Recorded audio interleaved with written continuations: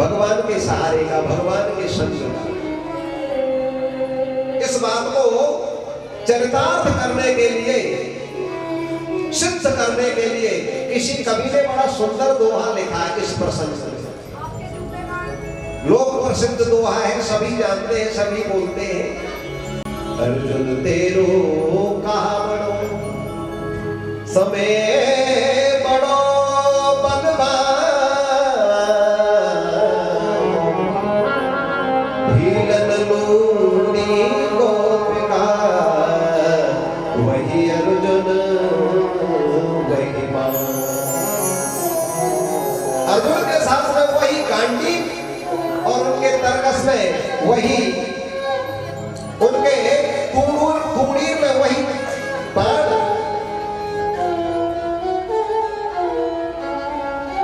तो बंधुओं, महत्ता है भगवान की कृपा की, अनुकूल समय की। इसलिए संस्कृत के मनीषियों ने, संस्कृत के आचार्यों ने एक पद्य लिखा, एक सुक्ति कही, समय एव करोति बलाबलम बल अबलम अबलम सबलम करोति। किम करोति? समय। कह करोति? समय। समय एव करोति बलाबलम। समय बलवान को निर्बल कर देता है और निर्बल को बलवान कर देता है। इसलिए बंधुओं, अभिमान जीव को नहीं करना चाहिए। ये ठाकुर जी की कृपा का अहर्निशम अनुभव करते रहना चाहिए।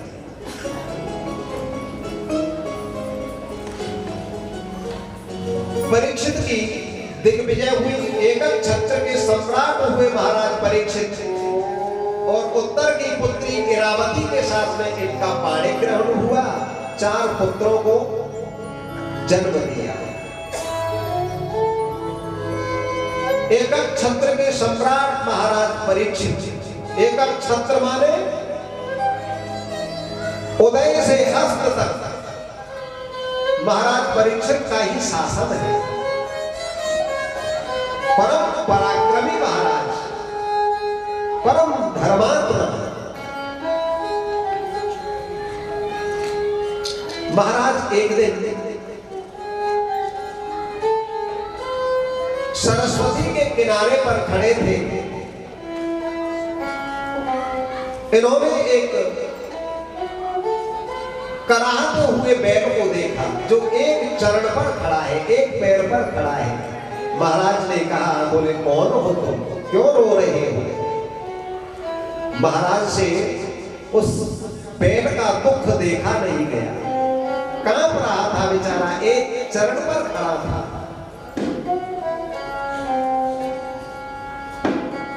बैल ने निवेदन किया, महाराज मैं धर्म रूप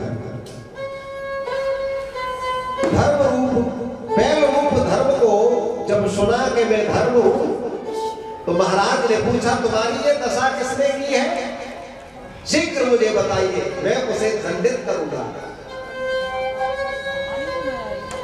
उन्हीं के निकट एक गाय खड़ी थी, वो भी करुण क्रंदन करने लगी। बोले देवी तुम कौन हो? बोले मैं पृथ्वी हूं, मैं धरती हूं, मैं धरित्री हूं, क्षमा छोड़ी मेरा नाम है। तुम्हारी ये दशा किसने की है? क्यों कांप रही हो, क्यों रो रही हो? तब महाराज से इन दोनों ने अपना अपना दुख व्यक्त किया। कली के प्रभाव से इस दुष्ट कली ने ये हमारी दुर्दशा की है, इसने हमको आहत किया है। वहीं पर एक काला कलूटा पुरुष छुप गया था महाराज परीक्षित को आता देख करके। इन्होंने निवेदन किया, महाराज आपको देख करके ये दूर हो गया है, ये छुप गया है। क्यों रे दुष्ट, तुझे पता नहीं कि किसका शासन है इस समय? तुझे पता नहीं क्या? कांपने लगा, चला जा मेरे शासन से दूर, मेरे राज्य से दूर हो जा। इन निरीह जीवों को क्यों तू प्रताड़ित कर रहा है? क्या बात है? मेरे राज्य से दूर हो जा, नहीं तो मैं तेरा प्राणांत कर दूंगा, तेरा वध कर दूंगा अभी।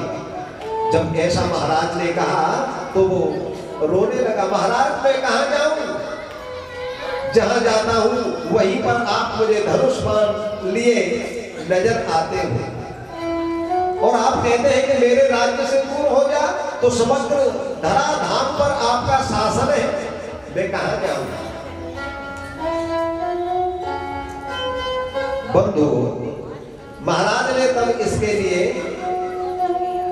4 जगह दी। 4 जगह क्या दी? इससे पूर्व आप इस वृत्तांत को सुनिए कि धर्म एक पैर पर खड़ा है, इसके 3 पैर टूट गए। तो धर्म के 4 पैर क्या है और एक पैर क्या है जिस पर वो टिका हुआ है? धर्म के 4 चरण है, सत्य, दया, दान और तप।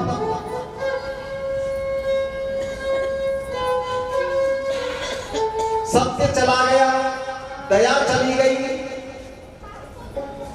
तप चला गया। सत्य, दया, तप तीनों चले गए कली काल में, एक चरण रह गया केवल दान। और उस दान के प्रभाव से धर्म केवल एक पैर पर टिका हुआ है। बाबा मानस में कह रहे हैं, प्रगट 4 पद धर्म के, प्रगट 4 पद धर्म के, कलिमह एक प्रधान। प्रगट 4 पद धर्म के, कलिमह एक प्रधान। जैन केन विधि दीन है, दान करे कल्याण। प्रगट 4 पद धर्म के, कलिमह एक प्रधान। जैन केन विधि दीन है, दान करहि कल्याण। भगवान वेद ने भी कहा, नीयादेयम भयादेयम। आप दीजिए, कैसे भी दीजिए, आप भय से दीजिए, लज्जा से दीजिए, प्रेम से दीजिए, लेकिन दीजिए। बंधुओं, मैं एक निवेदन और करूंगा। आचार्यों का मत है दान उसी को करना चाहिए जो दान धर्म करने में सामर्थ्य रखता है।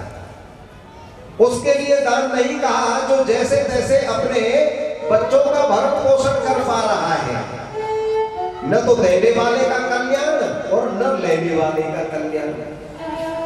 तो दान उसी को करना चाहिए जो दान करने में सामर्थ्य रखता है। किंतु विलक्षणता ऐसी देखी जा रही है जिसे देने में कोई परेशानी नहीं, सामर्थ्य है, वो दे नहीं रहा, और जो देने लायक नहीं है वो आगे दौड़ रहा है। किंतु मेरा करबद्ध निवेदन, मेरे पास वही आए जो देने में सामर्थ्यवान है। और एक निवेदन और करूं, यह स्वागत सत्कार के लिए सज्जन आते हैं और द्रव्य जब चढ़ाते हैं तो पोथी पर पैसा रुपया नहीं चढ़ाएं, क्योंकि हमको नहीं पता कि ये पैसा किस किस के हाथ का स्पर्श करके आ रहा है। ये पैसा बूचर खाने से भी आ सकता है, क्योंकि ये तो घूमंतु है, मोबाइल की तरह है। एक हाथ में तो रहता नहीं कि ये संतों के ही यहाँ बना हो, वही रहता हो। ये घूमते हुए आ रहा है, तो पता नहीं कहां से आ रहा है। तो इसलिए इस पैसे को या नीचे गद्दी पर रख दिया जाए। भागवत जी पर इसका स्पर्श, गोपाल जी पर इसका स्पर्श वर्जित कहा है आचार्यों ने। बोलो वृंदावन बिहारी लाल की जय हो। तो एक चरण पर टिका हुआ है धर्म।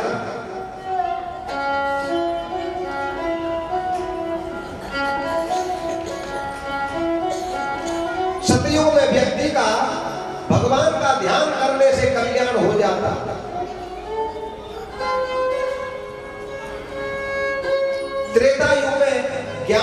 माध्यम से व्यक्ति परम गति को प्राप्त करता है।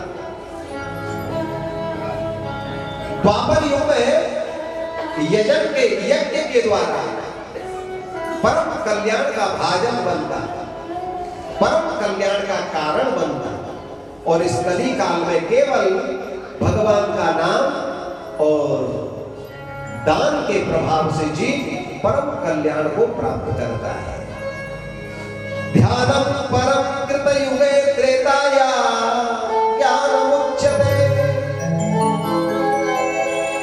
ध्यानम परम कृत युगे त्रेताया ज्ञानमुच्यते, द्वापरे यज्ञ में बाहु दान में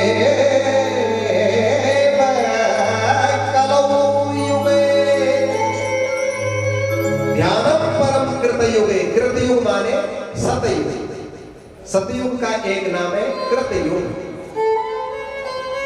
ध्यान के द्वारा, त्रेता युग में ज्ञान के द्वारा, और द्वापर में यज्ञ के द्वारा, और कलयुग में केवल दान के द्वारा।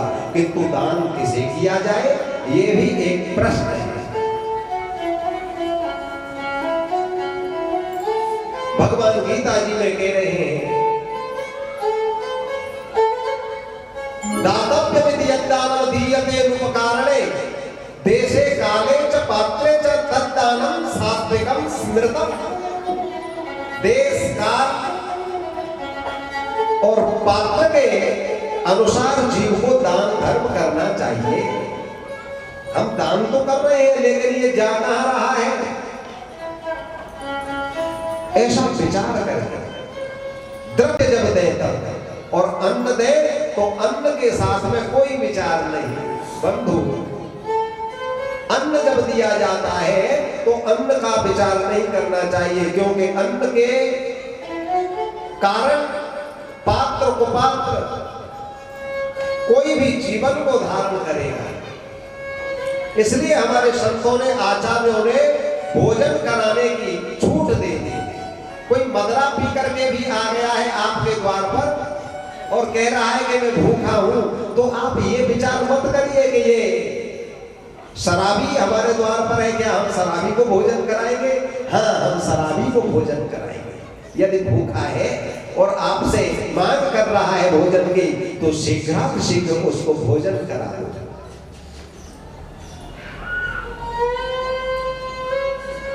तो मेरा कहने का भाव है, केवल धर्म दान पर टिका हुआ है।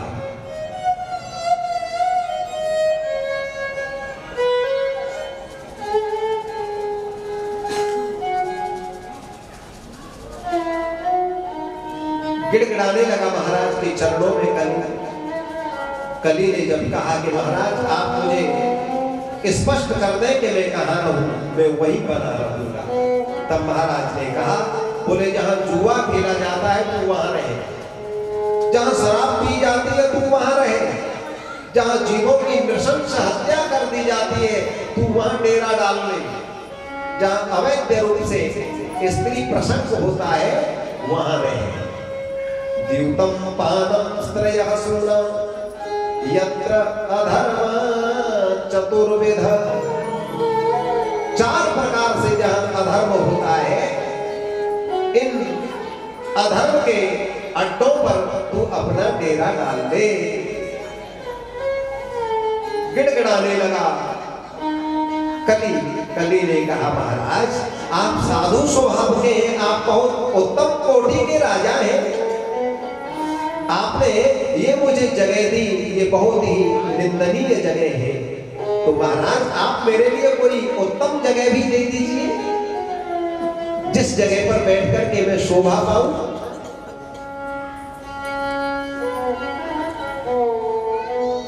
तब सूत जी महाराज कहते हैं शौनकादि को, जब कली गिड़गिड़ाने लगा उत्तम जगह के लिए, तो महाराज ने कहा, बोले उत्तम जगह मैं तुम्हें देता हूं, तुम सोने में भी निवास करो, स्वर्ण में तुम्हारी सत्ता रहेगी। ये युक्ति संगत तो नहीं है। एक जगह भगवान कहते हैं कि मैं धातुओं में सोना हूं, धातु नाम कांचनम धातु नाम कंचनम अहम, कंचन है माने सोना है। कांचन और कंचन में अंतर है। कांचन कहते हैं धन को और कंचन कहते हैं सोना को। कंचन माने सोना, कांचन माने धन, रुपया पैसा इत्यादि। तो यहाँ युक्ति संगत नहीं है। भगवान यदि सोने में विराजमान है और भगवान जहां है वहां कली कैसे हो सकता है? कली माने अधर्म का मित्र, अर्थात अधर्म ही। तो अधर्म की वहां सत्ता कैसे संभव होगी जहां भगवान नारायण है? तो बंधुओं, यहाँ आचार्यों ने कहा, बोले अन्याय के मार्ग से जो धन कमाया जाएगा और उससे सोना लिया जाएगा उसमें, अथवा सोना भले ही न लिया जाए, जो धन है उसमें कली का निवास है। अन्यायोपार्जितम वित्तम, इसलिए आचार्यों ने कहा अन्यायोपार्जितम वित्तम 10 वर्षाणि च तिष्ठति प्राप्ते चैकादशे वर्षे समूलम च विनश्यति।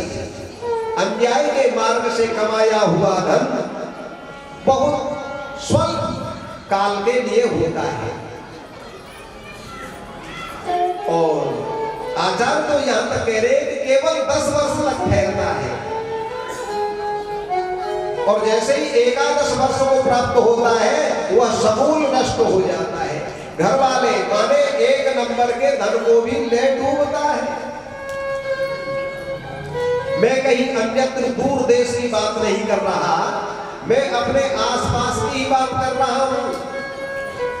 जीवों ने अन्याय के मार्ग से धन को उपार्जित किया, संगठित किया, उपार्जन किया, एकत्रित किया। बंधुओं, वो तो चौपट हुआ ही, जो पिताजी के द्वारा हिस्सा में जो बांट मिला था, बट मिला था, अंश मिला था, भाग मिला था, वह भी साथ में ले डूबा, वो भी चला गया। तो कहने का भाव, अन्याय के मार्ग से व्यक्ति को धन उपार्जन नहीं करना चाहिए।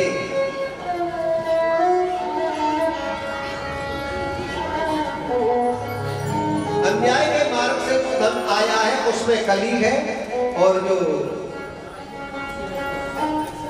परिश्रम जन्य धन है उसमें भगवान श्री कृष्ण का निवास है।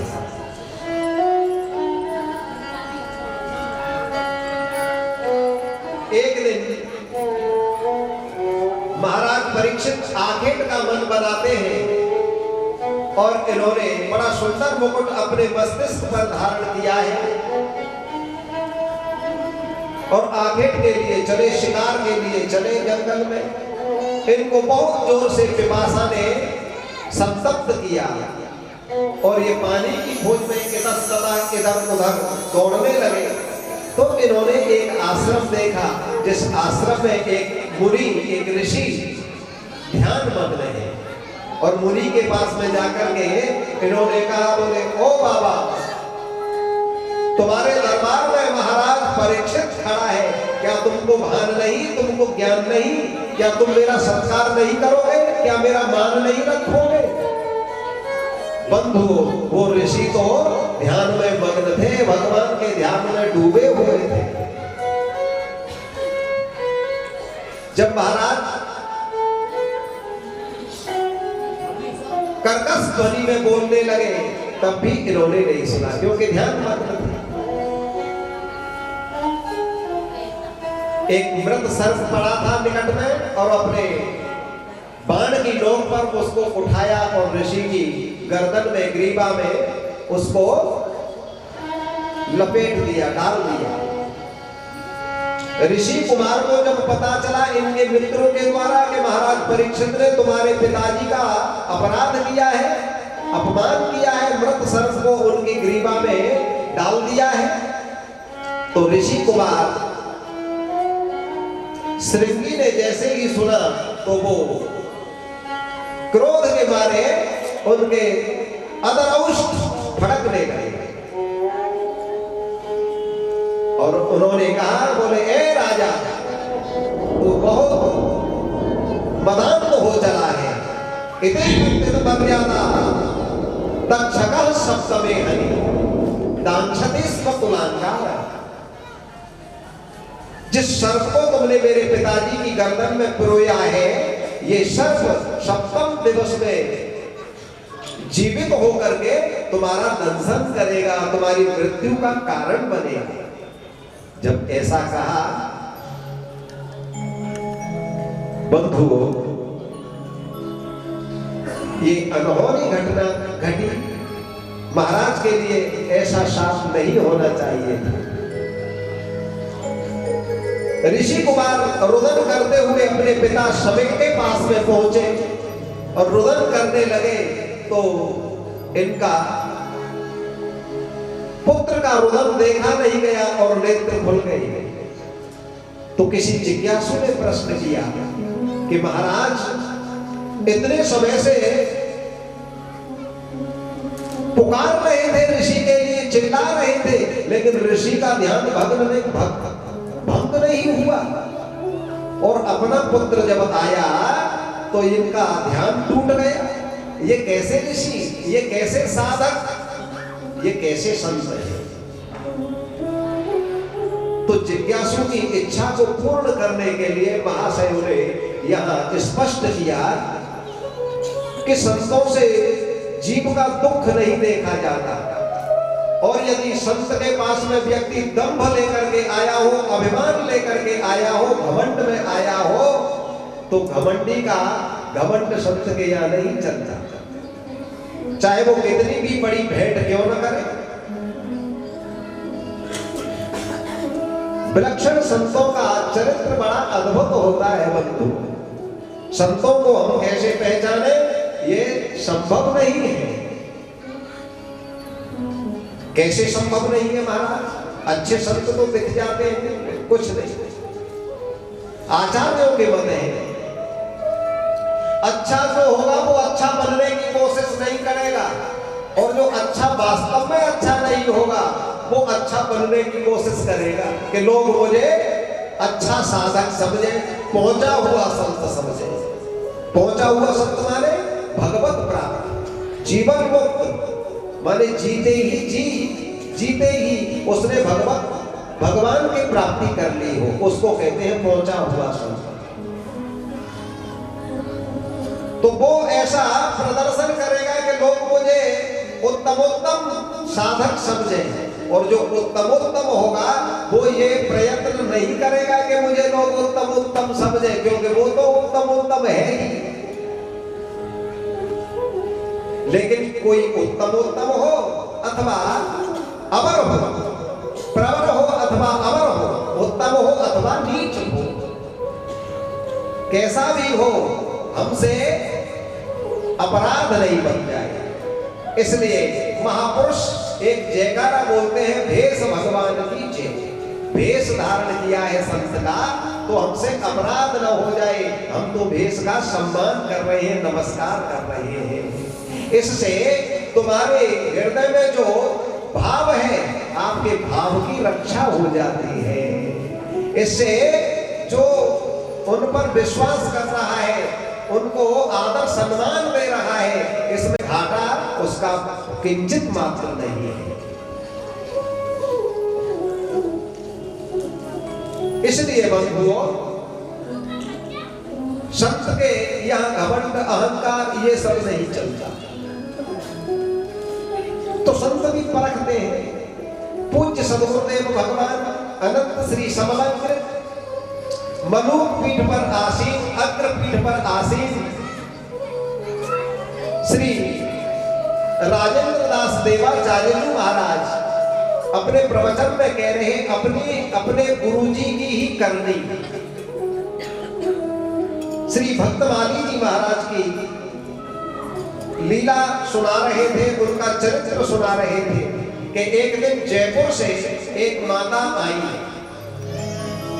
जिनकी अवस्था रही होगी 40-45 वर्ष की, के लिए भेंट किए फल और 500 रुपए भेंट किए। ये प्रसंग पुराना है, लगभग 25-30 वर्ष पहला।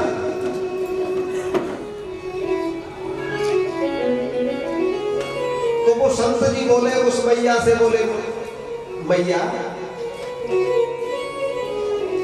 बोले अब मैं किसी काम का नहीं रहा, मैं तो वृद्ध हूं, आपके कोई मतलब का हो, वृंदावन में बहुत संत हैं, कहीं दूसरी जगह आप चली जाओ ये फल और ये दक्षिणा दे करके, मैं किसी मतलब का नहीं हूं आपके।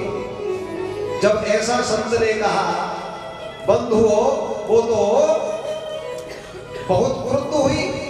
महाराज हमने तो आपका बहुत बड़ा ऊंचा नाम सुन रखा था, बड़ी श्रद्धा लेकर के मैं आई थी आपके द्वार में, आपके दरबार में, आपके आश्रम में।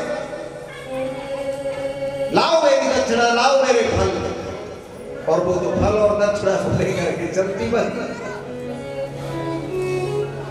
उन नन्हे नन्हे संत जो विराज रहे थे, सेवा में गुरुजी की में थे, उन्होंने कहा गुरुजी बड़े लंबे समय के बाद में ये सुस्वादु अमृत में फल प्राप्त हुए और ये दक्षिणा हमको प्राप्त हुई और आपको भी प्राप्त हुई, आपने ऐसे ही जाने दिया, आपने क्या जरूरत थी ये सब बोलने की। गुरुजी ने कहा बेटा ये संसारी जीव है, ये अधिकारी नहीं है। बोले गुरुजी अगर आपके इन शब्दों को सुन करके वो यदि बैठी रह जाती फिर? बोले फिर मैं उसमें दंडा देता। बोले आपके दंडे को खा करके भी यदि बैठी रहती, झेल जाती, सहन कर लेती, फिर? बोले बेटा फिर मैं उसको उस परम तत्व का उपदेश करता जिससे श्री कृष्ण मनने में आते हैं, रीझ जाते हैं। मैं उसको वो तत्व सुनाता, वो तत्व का, उस तत्व का उपदेश करता। तो बंधुओं, संत जन टटोलते हैं कि ये कितना अधिकारी है, मैं किसी अनधिकृतों को उपदेश नहीं करने लगा। और जीव जब संत के दरबार में पहुंच करके, संत के सम्मुख पहुंच करके करुण क्रंदन करता है तो वो अधिकारी हो अथवा कैसा भी हो, संत से फिर देखा नहीं जाता। तो बच्चा जब रोया तो ये कौन रो रहा है? तुरंत नेत्र खुल गए ऋषि के, क्या बात है बेटा? बोले हमको अब तक नहीं पता। परीक्षित महाराज ने आपकी गर्दन में ये मृत सर्प डाल दिया है। बेटा तुमने कुछ शाप तो नहीं दे दिया उनको, कुछ गलत तो नहीं कर दिया? बोले मैंने तो कर दिया जो करना था, शाप दे दिया। क्या दे दिया, क्या किया बेटा? बोले सप्तम दिवस में ये सर्प उनका दर्शन करेगा। अब तो ऋषि रोने लगे, बेटा ये तूने बहुत गलत किया। परीक्षित जैसा सम्राट होने का नहीं बेटा, लेकिन मेरी समझ में नहीं आ रहा कि महाराज ने ऐसा क्यों किया। और किया तो कोई बात नहीं बेटा, तुमको ये शाप नहीं देना चाहिए। ऋषि पुत्र को समझा रहे हैं। महाराज परीक्षित अपने राज्य में पहुंचे, अपने महल में पहुंचे, गद्दी पर आसीन हुए, मुकुट को सिर से तिलक किया, अलग किया।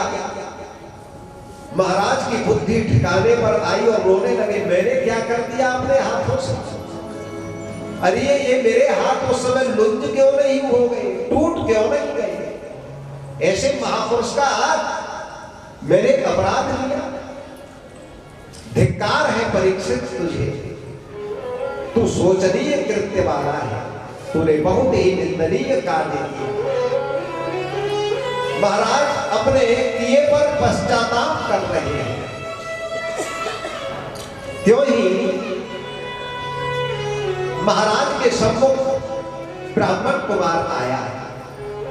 ऋषि ने अपने गौरमुख नाम के शिष्य को भेजा, बोले बेटा जा और महाराज को अवगत करा दे इस सांप के विषय में। महाराज अपना यत्न कर ले, अपने कल्याण का कोई मार्ग सुझा ले। जैसे ही गौरमुख ने आकर के कहा, बोले राजन, ऋषि कुमार ने, ऋषि के पुत्र ने आपको सांप दे दिया है। जिस सर्प को आपने उनकी गर्दन में डाला वो जीवित होकर के आपका दंशन करेगा, आपको डसेगा, आपको काटेगा। ऋषि कुमार ने अच्छा ही किया। महाराज परम हर्षित हुए, परम उल्लसित हुए, परम आनंदित हुए। मुझ कुलांगार का ठीक ही इलाज किया है ऋषि कुमार ने, मैं इसी लायक हूं। महाराज को शोक नहीं हुआ, महाराज परम प्रसन्न हुए। ऐसा ही होना चाहिए मेरे साथ। लेकिन अब क्या करूं, परम सावधान हो गए। बंधुओं, महाराज को पता है कि मैं 7 दिवस तक जीऊंगा, लेकिन संसारी किसी भी जीव को, हम जितने आप बैठे हैं हम ही नहीं, त्रिलोकी में किसी को भी नहीं पता कि हम कितने समय तक जीवित रहेंगे, कब तक हम जीवित रहेंगे। यहां से हम अपने घर तक, गंतव्य तक पहुंच पाएंगे कि नहीं पहुंच पाएंगे, ये भी नहीं पता।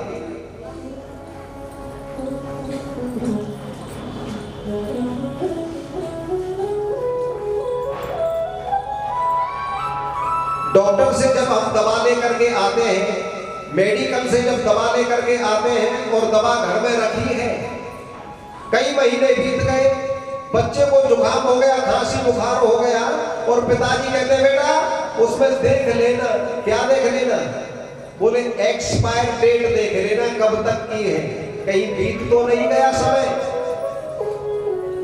तो दवा की भी एक्सपायर डेट है। ऐसे ही बंधुओं, हमारी भी डेट है, एक्सपायर डेट है। दवा का तो हमको पता है कि ये कब तक हमको लेनी है, लेकिन हमको अपना नहीं पता कि एक्सपायर डेट हमारी कौन सी है। लेकिन फिर भी हम भुलाए बैठे हैं, जिसको अहर्निश अनशन निरंतर सतत लगातार कंटिन्यूअस याद करते रहना चाहिए। उस परम अपने हितैषी को भुलाए बैठे हैं।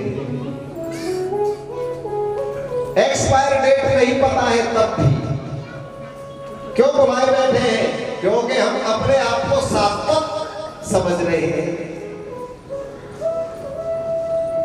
सर्वदा के लिए समझ रहे हैं, अछूत समझ रहे हैं, मानो हमारा विनाश होगा ही नहीं। और देखते ही देखते कितना परिवर्तन हो गया। कहिए बालक से युवा हुआ और युवा से वृद्ध हो गया, क्या पता चला किसी को? मैं अपनी कह रहा हूं, मुझे तो पता नहीं चला भैया, मेरी इतनी आयु हो गई। युवान से अब ढलने में है।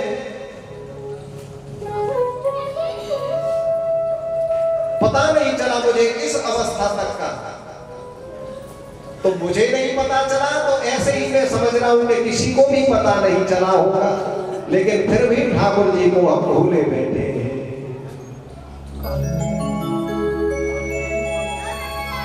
विद्युत चलम किम धन यौवन आयु, यौवन आयु और धन ये विद्युत की तरह चलायमान है।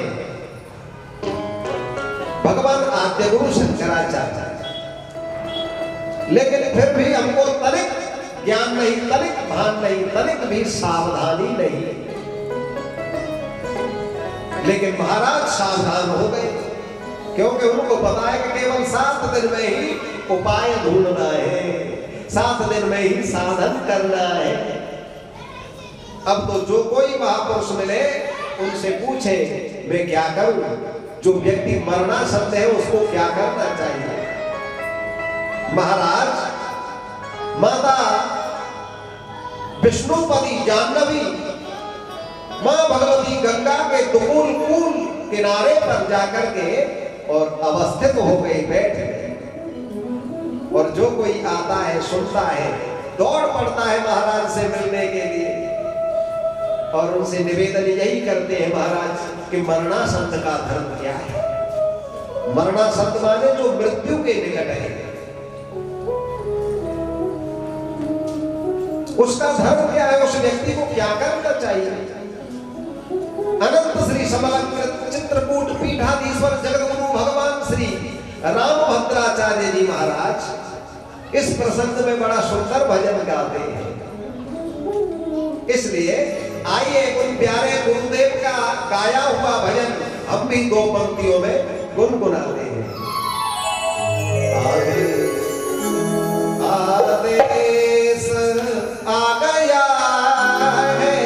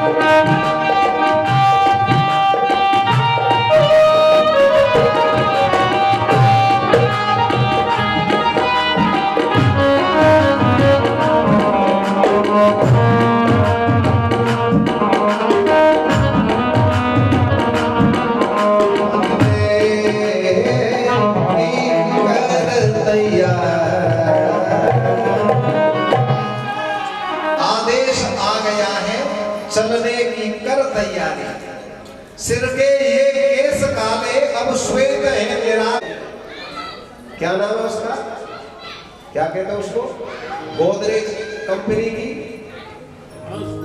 है क्या, डाई। बार्बर के पास में पहुंचेंगे और उससे कहेंगे भैया ऐसी कर दे कि कम से कम 2 महीने तक चले। बोले महाराज चिंता मत करो, चार्ज बढ़ेगा और डाई करा करके आएगा, लेकिन उस आदेश की ओर ध्यान नहीं जो नारायण का आदेश है। बत्ती सी चली गई, डॉक्टर के पास पहुंचते और कहते हैं भैया इतनी सुंदर बत्ती सी लगा, भले ही 1-1.5 लाख रुपए में लगे, चना चबा ले, ऐसी व्यवस्था करते और ऐसी ही व्यवस्था हो जाती है, लेकिन आदेश की ओर ध्यान नहीं है। अब प्रसंगवश बाद में प्रसंग नहीं बने, इसलिए मैं आपको निवेदन कर दूं, जो व्यक्ति जब तक जिए और तब तक दांतों का साथ चाहता है तो ध्यान दे मेरी बातों पर, उसे क्या सावधानी बरतनी चाहिए। टॉयलेट के लिए जाए, दीर्घ शंका और लघु शंका के लिए जाए, मलमूत्र के त्याग के लिए जाए, तब हमें एक सावधानी बरतनी चाहिए। क्या सावधानी, अपने जीभा को तालू का स्पर्श और दांतों को सटा करके रखना चाहिए, आपस में भिड़ा करके, ऊपर नीचे के दांत भिड़ा करके रखें और जीभा को तालू से। अगर आप ऐसा कर पाएंगे तो आपका ये जो दांत है, आपके दांत हैं, ये आपका साथ नहीं छोड़ेंगे जब तक तुम धराधाम पर रहोगे, धरती पर रहोगे। ये महापुरुषों का कथन है, ये विज्ञान का कथन है।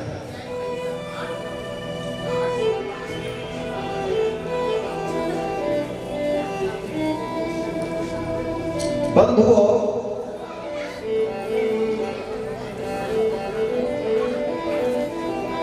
किंतु आज विलक्षणता देखी जा रही है, हंसी आती है। मलमूत्र के त्याग के लिए जाते हैं, आप 5-10 मिनट के लिए सावधानी नहीं बरत सकते, पैसे नहीं थूकेंगे, लेकिन उस घड़ी में उस समय जरूर आप थूकते रहेंगे।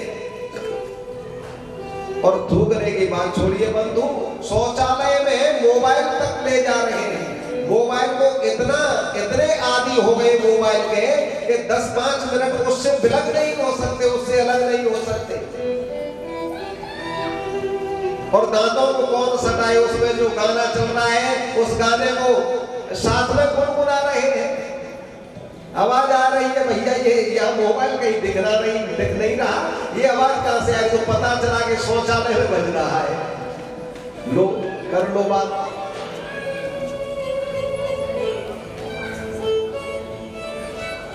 एक जगह हम कथा के लिए गए तो बड़ी सुंदर व्यवस्था थी वहां, बहुत उत्तम व्यवस्था। इन्वर्टर की तो अब आप जानते हैं, जो समृद्ध परिवार है वहां हर जगह ही अब तो व्यवस्था है इन्वर्टर की। तो लाइट चली गई, शौचालय में इन्वर्टर की व्यवस्था थी उसमें भी, लेकिन वो बल्ब फ्यूज था। हमने कहा अब कैसे भाई, यहाँ तो अंधेरा है। तो एक मैया बोले मोबाइल तो रखते होंगे महाराज, मोबाइल तो है, फोन है? बोले हाँ फोन है। कि मोबाइल तो घूमंतु है, मोबाइल का अर्थ ही होता है घूमंतु, आप जहां जाए वो साथ चले। बोले मोबाइल की फ्लैश जला लेना, लाइट जला लेना। भैया हम उनमें से थोड़े ही नहीं कि शौचालय में मोबाइल को ले जाएंगे। कहने का भाव बंधु, हमारा जीवन इतना विकृत हो गया कि 10-5 मिनट के लिए हम मोबाइल को नहीं छोड़ सकते। अब दांतों को कौन सटाए? तो बात तो छोटी है लेकिन बहुत काम की है, मूल्यवान है।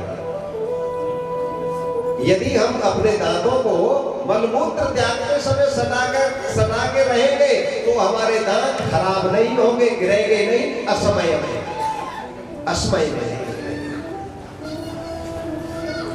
तो ये आदेश है ठाकुर जी के, लेकिन ठाकुर जी के आदेश को नहीं मानते। घंटी रूप में ये आदेश हमको जागरूक कर रहे हैं, सावधान कर रहे हैं, लेकिन हम नहीं मान रहे, नहीं समझ रहे। तब ब्रज प्रदेश में जन्मे एक बहुत ही सरस कथावाचक भागवत जी का, उनको भास्कर नाम से विभूषित किया है संतों ने। भागवत भास्कर के नाम से उनको अलंकृत किया है, सुशोभित किया है, पुरस्कृत किया है। ऐसे परम पूज्य श्री कृष्णचंद्र ठाकुर जी महाराज अपने प्रवचन में कहते हैं कि ठाकुर जी की इन घंटी रूप सूचनाओं को, आदेशों को जब जीव नहीं मानता है तो पीछे फिर बजता है घंटा, बहुत बड़ी कर्कश ध्वनि में, तब उस घंटे को आदमी समझता है। अर्थात जब धराशायी हो जाता है, किसी मतलब का नहीं रहता, काम का नहीं रहता। इसलिए बंधुओं, समय रहते व्यक्ति को सावधान हो जाना चाहिए। तो महाराज यही प्रश्न करते हैं कि मरणासन्न व्यक्ति का धर्म क्या है।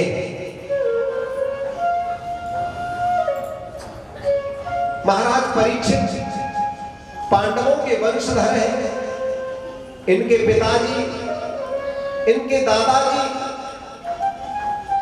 इनका समग्र परिवार भगवान के चरणों का आश्रित रहा। तो भगवान श्री कृष्णचंद्र इन पर भी कृपा करने के लिए सुख रूप में पधारे। भगवान श्री शुकाचार्य का पदार्पण हुआ महाराज के सम्मुख, महाराज के सन्निकट आए भगवान श्री सुखदेव। श्री सुखदेव जी भगवान की जय हो। आजान बाहु है, घुंघराले, जिनकी अलकावली है, घुंघराले केश है, अरविंद की तरह कमल दलवत इनके नेत्र है, कमल नयन है, चौड़ी छाती है, बलिवर्द की तरह इनके कंधे हैं।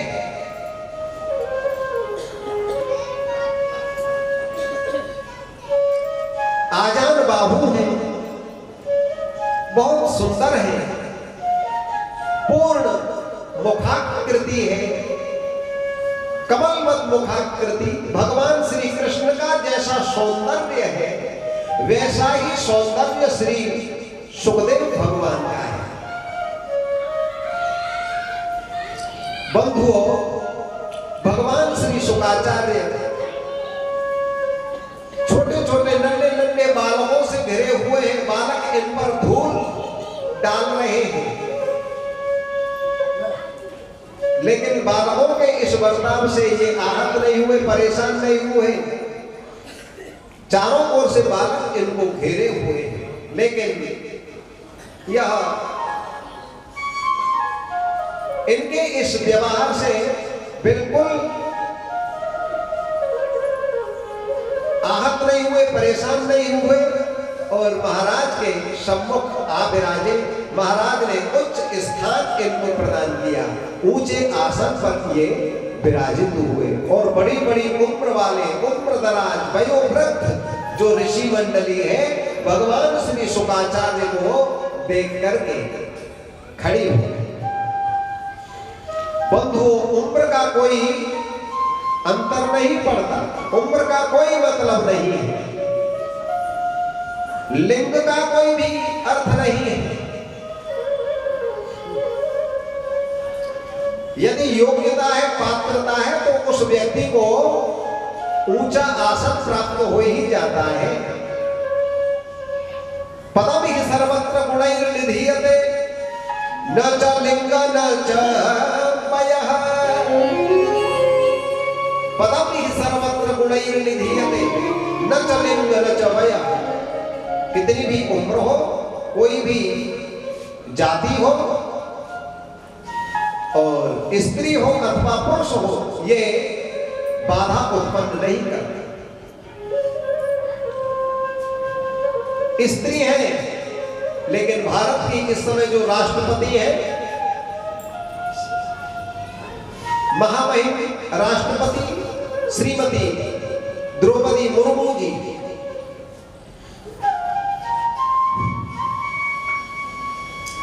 किसी दुष्ट नालायक नेता ने जिस समय ये विभूषित कर रही थी राष्ट्रपति के पद को, तब उसने एक संबोधन किया, बोले ये राष्ट्रपति थोड़े, ये राष्ट्रपत्नी है। उस नालायक को ये नहीं पता कि ये पद का संबोधन है, ये राष्ट्रपति है, चाहे वो स्त्री बैठे उस पद पर, चाहे पुरुष बैठे।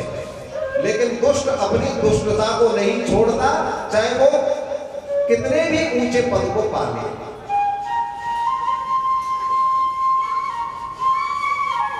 तो बंधुओं, मैं निवेदन कर रहा था, ऊंचे पद को व्यक्ति पा ही लेता है जब उसके अंदर पात्रता होती है।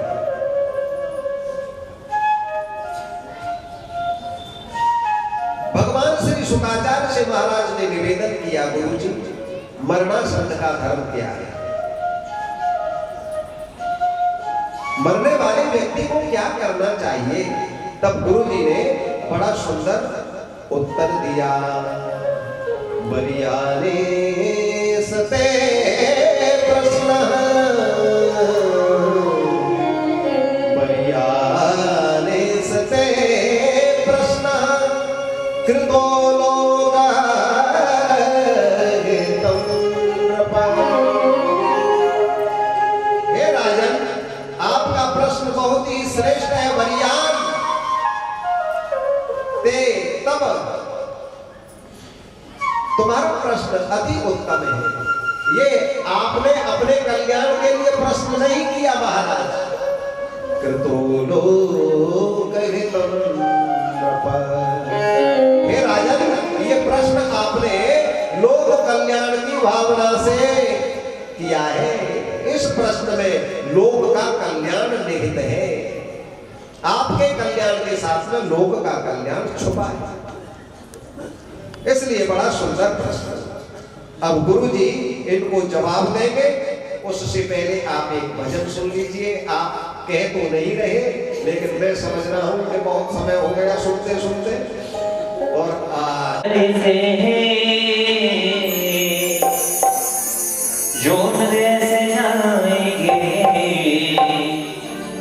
मूली को सोखे बोली मांगे हरिलाल की, बोली भागवत महापुराण की। तेरे भरी जवानी में मृत्यु डूब के मर जाने, चुल्लू भर पानी में, पानी में तारा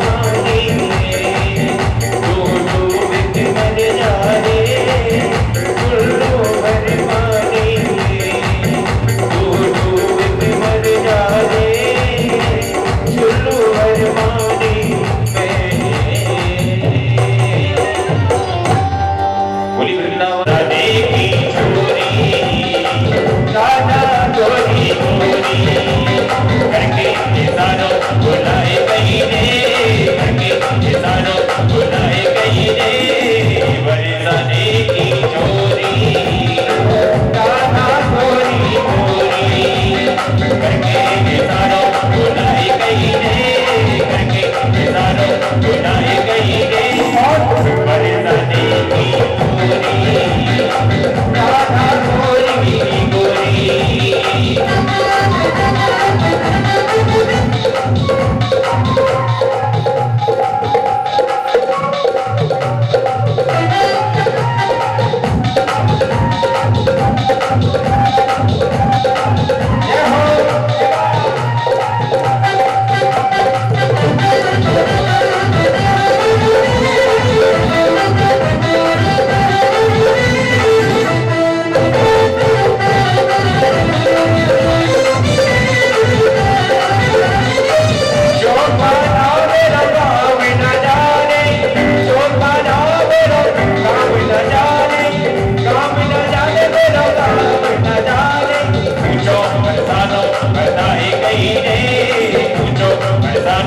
बताई गई रे बरसाने की छोरी राधा गोरी गोरी करके निशानों बुलाए गई रे करके निशानों बुलाए गई रे बरसाने की छोरी राधा गोरी गोरी